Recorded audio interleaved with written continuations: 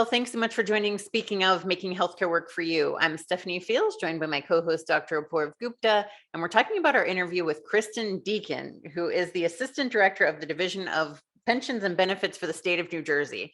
And it was such a cool conversation because she's getting so much done in terms of changing pricing and positively finding great plans that are going to serve both the members, but also the state as they're trying to find savings. And she's done it through really unique methods like reverse auctions for their pharmacy.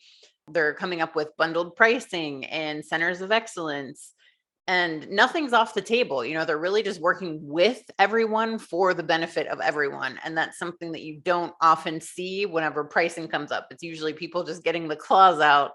And she's not like that at all. She's really like, you know what? We all are in this together. We have to be part of this reform. And she's certainly making incredible change to the tune of, when she say a multi-billion dollar change, which was pretty impressive. Apoorv, what were your thoughts on the interview? Yeah, totally agree, Stephanie. I think that she comes in like a breath of fresh air. She really does, dispelling all these dark clouds, which can otherwise be pretty doom and gloom and ominous. I think that was your terminology, right? It feels very heavy at times, almost oppressive. Why aren't we making enough change? Why aren't we moving fast enough? It just feels like we're still stuck in the same place. Every new promise kind of tends to peter out. And, we've been at this for decades already. So it can be daunting. It can be challenging. It can be dispiriting for folks. And Kristin's right in the thick of it all, and yet she's coming up with the solutions. She's trying to figure out the path forward. I think she's contributing in a major way to the path forward at scale, with her role and the state of New Jersey taking this on. They can influence the care for, 50% of the state's Medicaid population.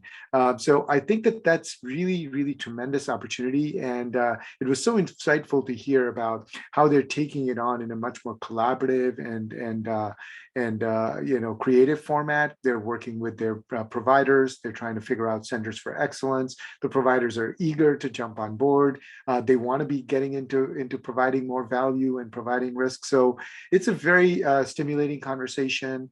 I think she closed it out really profoundly as well, connecting all of it to trust, ultimately re-winning the trust of the consumer, which I think is what we have to remember. If the individual consumer is not on board, none of this stuff really works. And unfortunately, over a long period of time, that trust has slowly declined. So we've got to win that trust back. Potentially the starting point is the transparency movement that's currently underway, and consumerism, kind of getting the consumers more involved, looking at the actual price of what's going on and what are they purchasing, not shielding them from it. So I like that message of hope and inspiration that she brings, and at the same time, the patience that she encourages. It's taken us decades to get here. It's not going to be quick for us to get out of it, but she feels like change is in the air.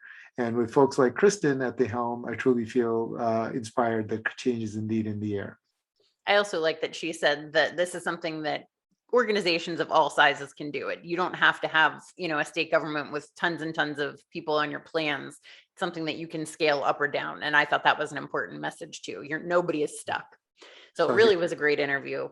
I'm excited to share it with everybody. And so stay tuned for the full interview on Thursday. We'll talk to you soon. Bye-bye.